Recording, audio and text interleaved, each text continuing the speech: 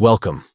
Today, we're exploring how to search for media in Gmail Spaces on your PC, following the latest update. If you're looking to find specific content quickly, you're in the right place. Let's get started. First, open your web browser and head over to gmail.com. Make sure you're logged into your account to access all the features available. Once you're in, you'll see your inbox along with various options at the top right.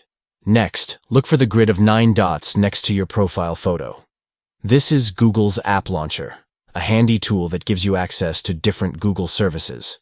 Click on those 9 dots, and a menu will appear. From this menu, choose Spaces. This will lead you to the collaborative spaces where you can interact with others and share media. It's a great way to keep everything organized in one place. Once you're in the Spaces section, take a look at the left side menu.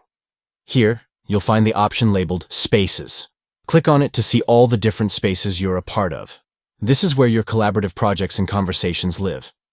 Now select the space you want to search in by clicking on it. You'll enter that specific space where all the discussions and shared media are located. At the top of the space, you'll notice a search icon. Go ahead and click on that icon. This will allow you to search for specific media, making it easier to find exactly what you need.